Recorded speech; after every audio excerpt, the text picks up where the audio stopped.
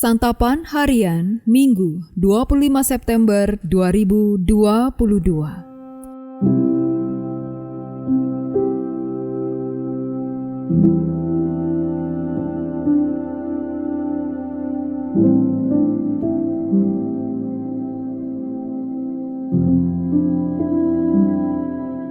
Inilah program Santapan Harian, sebuah program yang mengajak Anda menelusuri isi Alkitab, agar Anda menemukan makna firman Tuhan sesuai dengan konteksnya.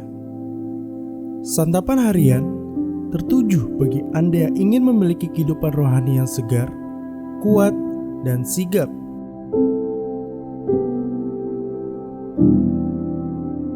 Hari ini kita akan membaca Wahyu pasalnya yang ke-9, ayat yang ke-13 hingga ayatnya yang ke-21. Namun sebelumnya, mari kita berdoa.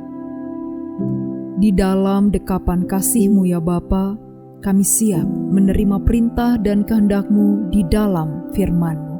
Dalam Kristus Yesus, Sang Putra yang agung yang memampukan kami. Amin. Wahyu 9 ayat 13 sampai 21. Lalu malaikat yang ke-6 meniup sangkakalanya, dan aku mendengar suatu suara keluar dari keempat tanduk mezbah emas yang di hadapan Allah, dan berkata kepada malaikat yang ke-6 yang memegang sangkakala itu, "Lepaskanlah keempat malaikat yang terikat dekat sungai besar Efrat itu." Maka dilepaskanlah keempat malaikat yang telah disiapkan bagi jam dan hari, bulan dan tahun untuk membunuh sepertiga dari umat manusia. Dan jumlah tentara itu ialah 20.000 laksa pasukan berkuda. Aku mendengar jumlah mereka. Maka demikianlah aku melihat dalam penglihatan ini kuda-kuda dan orang-orang yang menungganginya. Mereka memakai baju zirah, merah api dan biru dan kuning belerang warnanya. Kepala kuda-kuda itu sama seperti kepala singa, dan dari mulutnya keluar api dan asap dan belerang. Oleh ketiga malapetaka ini dibunuh sepertiga dari umat manusia, yaitu oleh api dan asap dan belerang yang keluar dari mulutnya. Sebab kuasa kuda-kuda itu terdapat di dalam mulutnya dan di dalam ekornya. Sebab ekornya sama seperti ular, mereka berkepala dan dengan kepala mereka itu mereka mendatangkan kerusakan. Tetapi manusia lain yang tidak mati oleh malapetaka itu, tidak juga bertobat dari perbuatan tangan mereka.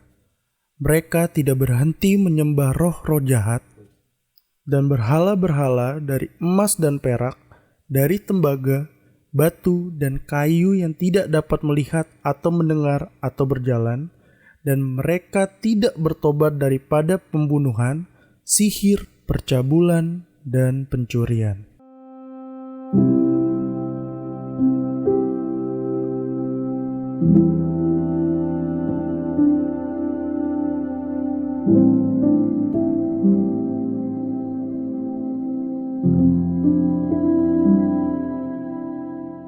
Sahabat Santapan Harian, sangkakala ke-6 menyertai penglihatan serangan militer yang menghancurkan sepertiga bumi.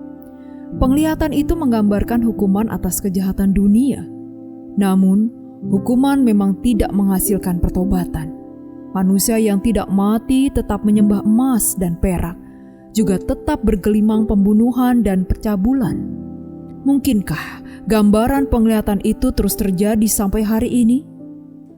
Kitab Wahyu menghadirkan realitas yang berbeda dari kehidupan yang dijalani gereja mula-mula. Imperium Romawi menindas, membunuh, mengeksploitasi ekonomi, dan tampaknya sangat berhasil dalam mengumpulkan harta dan kekuasaan. Tak terbayangkan ada yang sanggup mengalahkan kejahatan dari kekuasaan imperium yang dahsyat itu. Kenyataan hari ini juga tidak jauh berbeda. Dunia dipenuhi berbagai kekuasaan yang saling berebut pengaruh serta sangat manipulatif dengan kekuatan uang dan jabatan. Bahkan ketika dikonfrontasi dengan berbagai hukuman, tidak ada pertobatan. Sanggupkah umat Allah setia dalam peperangan demikian? Yohanes menghadirkan penglihatan yang menembus realitas hidup. Tuhan tidak diam menghadapi kejahatan dunia, walaupun kejahatan sering terlihat maha dahsyat dan tak terkalahkan. Ada hukuman Tuhan demi keadilan. Dalam masa hidup Yohanes sendiri, Imperium Romawi tetap berjaya. Bahkan pada zaman Konstantin, kekristenan menjadi agama resmi Kekaisaran Romawi.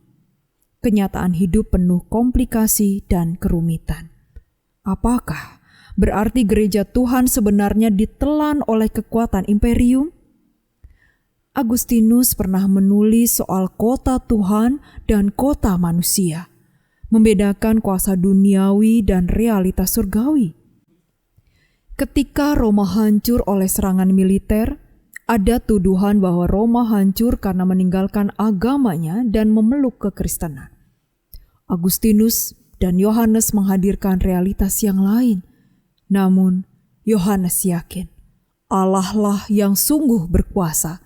Karena itu, di tengah realitas dunia sekalipun, kita dapat terus berharap kepadanya. Mari kita berdoa. Ya Bapa, tolonglah kami untuk dapat terus mengingat, merasakan, melihat, dan menghitung berkat-berkat-Mu terlebih di saat susah dan duka. Di dalam nama-Mu Yesus, kami berharap. Amin.